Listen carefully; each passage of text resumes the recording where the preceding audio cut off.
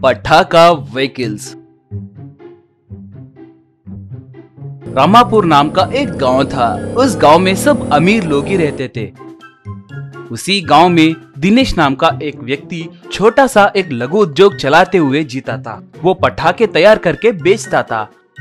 उसके बनाने वाले पटाखे बहुत अच्छे होने के कारण गांव वाले त्योहार के समय उसी के पास से पटाखे खरीदते थे। एक दिन उस गांव में सूर्या राजेश नाम के दो व्यक्ति आते हैं और एक बड़ी पटाखों की दुकान खोलते हैं। आइए भाई आइए, अद्भुत पटाखे विदेश से आए हैं। यहाँ के लोकल पटाखों के मुकाबले बहुत कम दाम में ही बेच रहे हैं। आपके लिए दीपावली का त्योहार 1 महीने पहले ही आरंभ हुआ है। आइए भाई आइए, एक बार खरीद कर टेस्ट तो कीजिए। बहुत कम दाम में पटाखे कहकर पुकारा।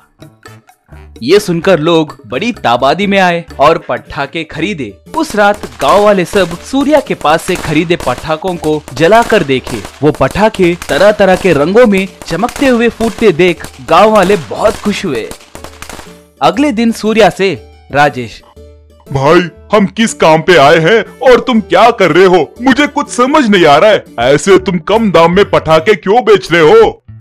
रे पागल, मुझे याद है कि हम इस पूरे गांव को लूटने के लिए आए हैं, मगर उससे पहले इस गांव वालों के विश्वास को जीतना होगा। बाद में अपने प्लान को अमल में लाना होगा।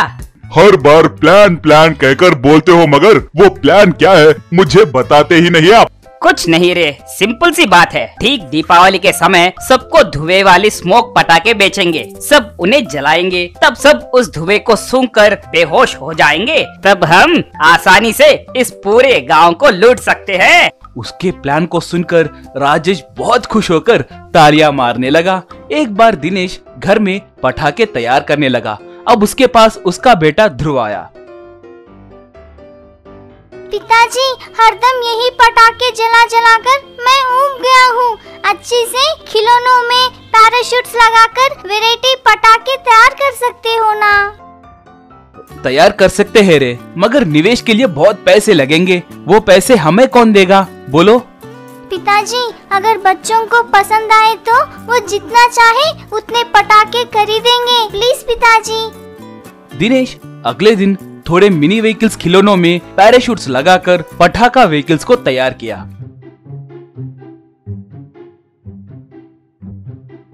उस रात ध्रुव उन पटाखा व्हीकल्स में से थोड़े पटाखे जलाया। वो पटाखे अच्छे से फूटकर रॉकेट के जैसे ऊपर उड़े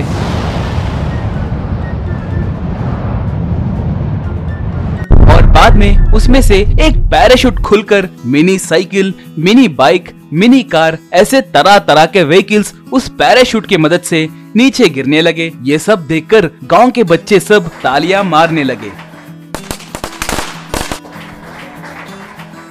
बाद में दिवाली के त्योहार के दिन गांव वाले कम दाम में मिलने के कारण सूर्या के पास से ही पटाखे खरीदे। वो देखकर राजेश और सूर्या बहुत खुश हुए।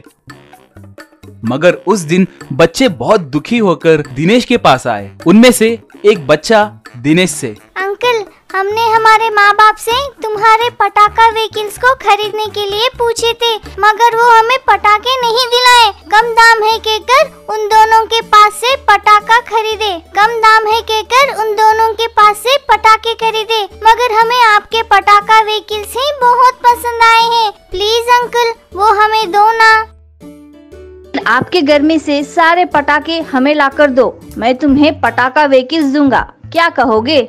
ये सुनकर बच्चे बहुत खुश हुए और घर वालों को पता चले बिना सूर्या के दिए सारे पटाखों को लाकर दिनेश को दे दिए। अब दिनेश बच्चों को अपने पटाखा व्हीकल्स दिया। उस रात सारे बच्चे पटाखा व्हीकल्स को जलाते हुए बहुत खुश होने लगे। और दूसरी तरफ सूर्या, राजेश शाम होते ही मास्क पहनकर गांव के अंदर आए। मगर वहां सब पटाखे व्हीकल्स का जलना, पटाखे आसमान में फूटकर पैराशूट की मदद से नीचे आना देखकर वो लोग आश्चर्य में पड़ गए। इतने में दिनेश उनके पास आकर, क्यों सर, आपके पटाखे नहीं फूटे हैं कहकर आश्चर्य में पड़ गए हो क्या? टेंशन मत लो सर, आपके स्मोक बॉम्ब्स को हमने अच्छे से छुपा कर रखा है। चोर कहीं के, अच्छा हुआ कि मेरे बेटे ने तुम्हारे प्लान को सुन लिया था, नहीं तो तुम लोग इस गांव का क्या हाल कर देते रे, कमीने कहीं के। पुलिस वाले जीप पे आए।